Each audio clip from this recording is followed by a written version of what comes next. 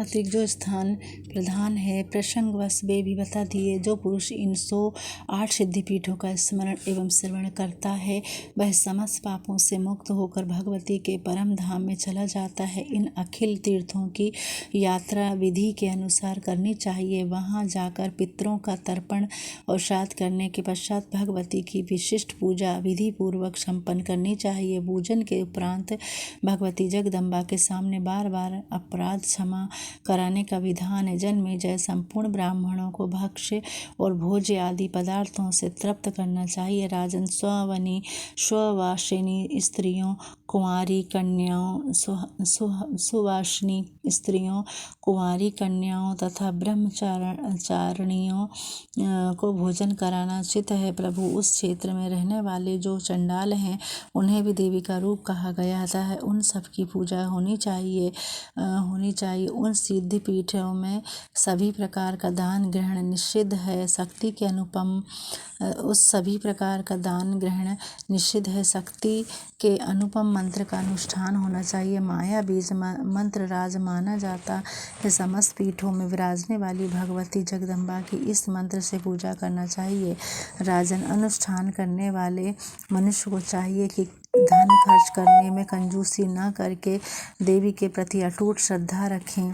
अनुष्ठान करने वाले मनुष्य को चाहिए कि धन खर्च करने में कंजूसी न करके देवी के प्रति अटूट श्रद्धा रखे। जो पुरुष इस प्रकार श्री देवी के श्री पीठों की प्रसन्नता पूर्वक यात्रा करता है उसके पितर 1000 कल्पों तक श्रेष्ठ ब्रह्मलोक में निवास करते हैं। स्वयं वह भी आयु समाप्त होने पर देवी के लोक में स्थान पाता है। फिर उत्तम ज्ञान पाकर वह संसार सागर से मुक्त हो जाता है। इस अष्टोत्तर शतनाम के जब से बहुत से पुरुष सिद्धि पा चुके हैं। वहाँ जहाँ यह अष्टोत्तर शतनाम स्वयं लिखा गया हो अथवा रखी हुई पुस्तक में अंकित हो।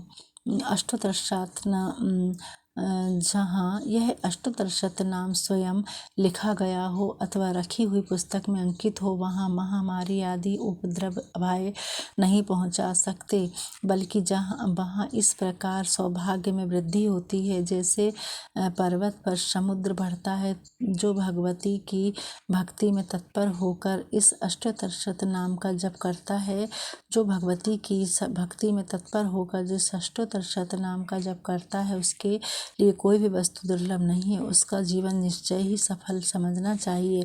उस जप के सामने देवता तक मस्तक झुकाने के लिए तैयार रहते हैं, क्योंकि वह जापक भगवती का रूप माना जाता है। जो देवताओं के सर्वथा पूज्य है, श्रेष्ठ मानव उनकी पूजा करे, इसमें कहना ही क्या है। श्रद्धा के अवसर पर इस अष्टोत्तर शतनाम का पाठ किया जाए तो श्रद्धा करता के संपूर्ण पितर तृप्त होकर उत्तम गति पा जाते हैं। राजेंद्र, ये मुक्ति क्षेत्र भगवती के साक्षात विग्रह है। सिद्धि पीठ इनकी संज्ञा है। बुद्धिमान मनुष्य इनका अवश्य सेवन करे। राजन, तुमने भगवती परमेश्वरी के विषय में जो कुछ पूछा था वह सब रहस्यमय सहित मैं बता चुका हूँ। अब पुनः क्या सुनना चाहते हो।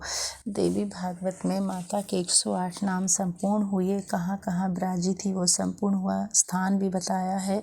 अगर मेरी माता के ये नाम आपको पसंद आते हैं तो और लाइक और शेयर करिए। जय माता दी। धन्यवाद।